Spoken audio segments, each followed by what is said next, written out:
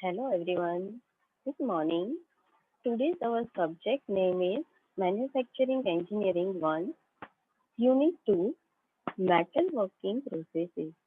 And topic name is Drawing Operations. Objective of this video is drawing processes, types of drawing operations, blank drawing, tube drawing, and wire drawing.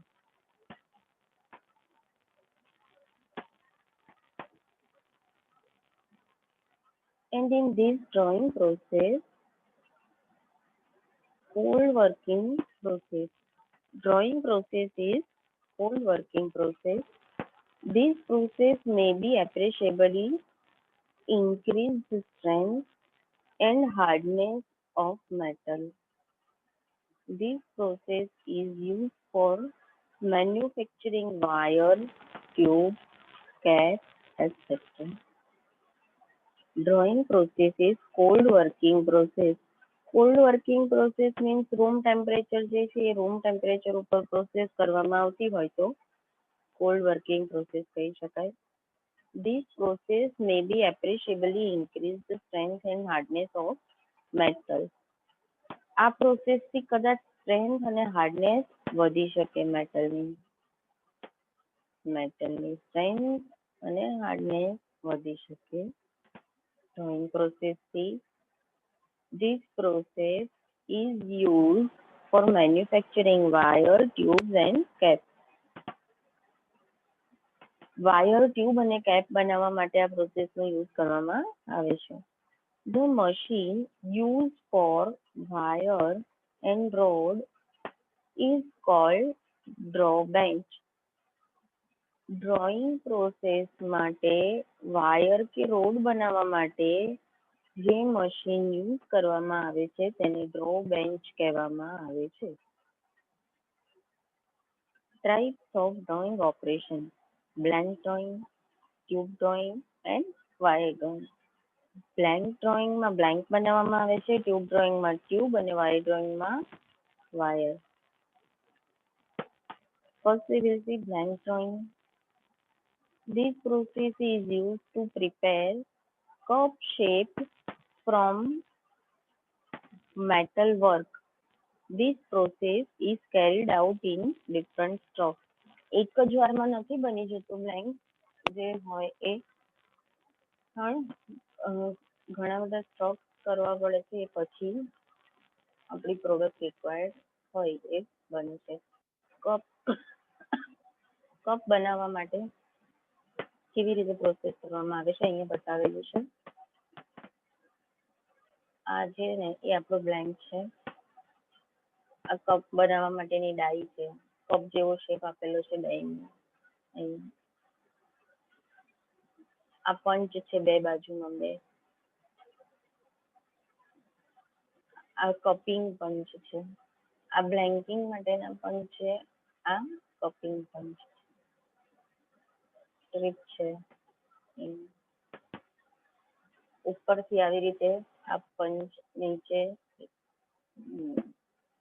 Compressive force આપવામાં આવે છે. અહીંયા જોઈએ compressive force. આ blank અહીંયા hold કરેલો હોય એટલે બે હોલ્ડ જે જગ્યાએથી કરેલું છે એ એઝ ઇટ ઇઝ રહે અને અહીંયા પંચ વાગે એટલે એ પોર્શન નીચે જાય તો આ કપ જેવો શેપ અહીંયા આપણને જનરેટ થયેલો દેખાય છે. We can see here cup જેવો શેપ અહીંયા જોઈ શકીએ છીએ. એટલે આ રીતે બ્લેન્કમાંથી કોઈ પ્રોડક્ટ બનાવી હોય તો બનાવી શકાય તો એને બ્લેન્ક ડ્રોઈંગ કહેવામાં આવે છે. After that, tube drawing. Tube drawing process is carried out on horizontal bench draw. Horizontal machine હોય છે જે drawing માટેની. In this machine, more than one die is present. This process is used for tube and oxygen acetylene cylinder manufacturing. એક કરતા વધારે ડાઈનો use કરવામાં આવે છે હોરિઝોન્ટલ ડ્રો બેન્ચમાં અને એનો યુઝ ટ્યુબ બનાવવા માટે અથવા તો ઓક્સિજન એસિટિલિન સિલિન્ડર બનાવવા માટે કરવામાં આવે છે. અહીં આપણે જોઈ શકીએ છીએ ટ્યુબ ડ્રોઈંગના ડિફરન્ટ સ્ટેપ્સ આપેલા છે. Tube sinking tube drawing and floating મેન્ડ્રેલ,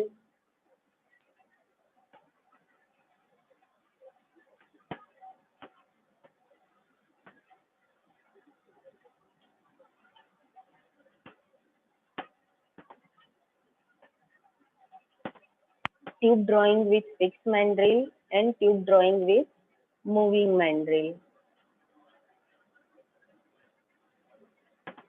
અહીંયા આપણે જોઈએ આ ડાઈ છે અને આ અહીંયાથી ટ્યુબ બનીને બહાર આવે છે, બરાબર. અહીંયાથી અહીંયા ફ્લોટિંગ મેન્ડ્રેલ છે, અહીંયા ટ્યુબને પુલ કરવામાં આવે છે, અહીંયા મૂવિંગ મેન્ડ્રેલ છે, અહીંયા પણ ટ્યુબને પુલ કરવામાં આવે છે. After that, wire drawing. The wire drawing process for manufacturing wires from raw work prepared by hot rolling press. The bar is placed in between two die and pressure is applied to get required size for wire. અહીંયા આખું wire drawing માટેનું setup બતાવેલું છે કે wire drawing કેવી રીતે થાય છે એના માટેનું આખું. જ્યારે અહીંયા ડાઈ બતાવેલી છે, આ ડાઈ છે, અહીંયાથી વાયરને ડ્રો કરવામાં આવે છે, અહીંયાથી વાયરને ડ્રો કરવામાં આવે છે. આ ડ્રો હુક છે, આ ચેન ડ્રાઈવની મદદથી એ આગળ વધતું જાય છે પછી જે વાયર ડ્રો થયેલો હોય. અહીંયા એનલાર્જ વ્યૂ બતાવ્યો છે, એમાં વધારે આપણને આઈડિયા આવે કે આ વાયર જે અહીંયાથી ડ્રો થાય છે આનો જ એનલાર્જ વ્યૂ બતાવેલો છે. આ વાયર જે અહીંયાથી ડ્રો થાય છે એ આવી રીતે આગળ ડાઈ રાખેલી હોય છે, એ ડાઈની વચ્ચે ડિસ્ટન્સ ઓછું કરતા જઈએ છીએ આગળ આગળ જેમ જેમ જઈએ અને ઓછા ડિસ્ટન્સ વાળો વાયર અહીંયા લપેટાતો જાય પછી રિસીવિંગ પોઈન્ટ જે છે એના ઉપર. અહીંયા મેટલ હોય આપણું રો મટીરિયલ, એમાંથી વાયરને ડ્રો કરવામાં આવે છે. એ આગળ વાયર ડ્રો થતું જાય.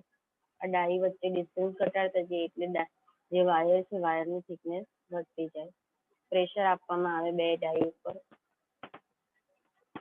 અહીંયા લખ્યું છે ને, the bar is placed in between two die and pressure is applied to get required size of wire. Hot rolling process કરવામાં આવે છે એના માટે, બરાબર.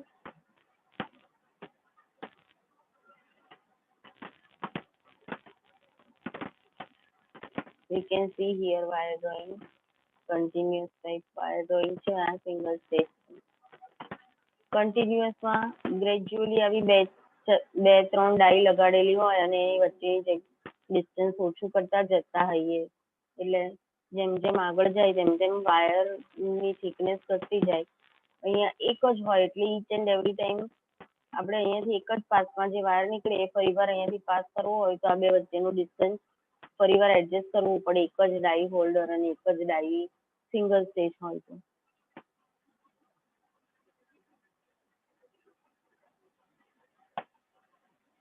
ઓરિજિનલ વાયર કોઇલ આવો હોય મોટા ડાયામીટર વાળો અને અલ્ટિમેટ જે આપણને મળે અહીંયા નાના ડાયામીટર વાળો મળે. Okay, thank you everyone. Remaining portion જે છે એ આના પછીના વિડીયો લેક્ચરમાં આપણે જોઈશું.